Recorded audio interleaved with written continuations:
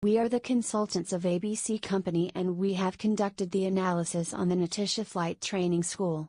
From now on, we will provide 3 answers that you have requested us before, based on our research. For the question 1, to figure out there is difference between male and female on the number of lessons and final exam score that does not happen just by chance, t-test has been used. As can be seen in the group statistics, males have a higher mean than females for the number of lessons, whereas the female students achieved higher mean of final exam score than the male students. However, we need more proof to figure out whether the mean difference has happened just by chance. Moving on to the independent samples test, the p-value of final exam score in the Levene's test is 0.002, which is less than 0.05. Therefore, equal variances are not assumed, presenting the p-value of t-test as 0.198. And the p-value of number of lessons in the Levene's test is 0.527, which is higher than 0.05, meaning the equal variances are assumed. So the p-value of t-test is 0.687. As both p-values of t-test is higher than 0.05, there is no significant difference between males and females for both final exam score and number of lessons. This means that the statements of Clive are wrong.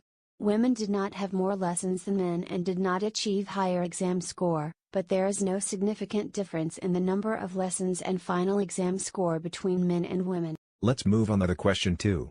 The correlation test was chosen to find out the relationship between the score of satisfaction and the ability score to further predict the ability index from the satisfaction index.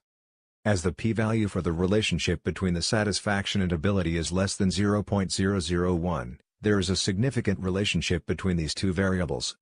Also, based on the results, we can see that the Pearson correlation coefficient between the two variables is 0.966.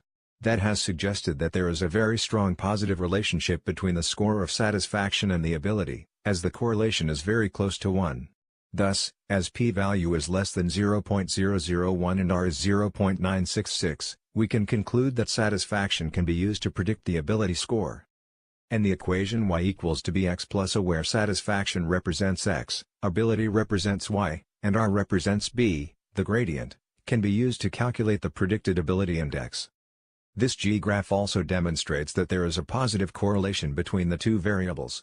Question 3, multiple linear regression is used as we want to predict the value of a variable which is dependent variable, based on the value of 2 or more other variables which are independent variables.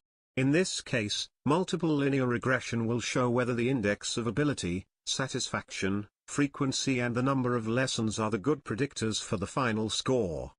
It is possible to figure out that the overall model is statistically significant for the final exam as p-value is less than 0.001.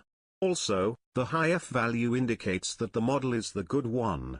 Moreover, it accounts for 92.6% of the overall variance, as the adjusted R-square is 0.926. For each independent variable, ability, satisfaction, and frequency significantly influence the final exam score as p is less than 0.001. Also, they all present the positive beta value, meaning that they positively influence the final examination score. But as the beta value of ability is the highest, followed by the satisfaction and frequency, the extent of influence is in the order of ability, satisfaction and frequency. However, the values for a number of lessons were differently shown. The beta value is minus 0.004, which is a negative value, and the p-value is bigger than 0.05.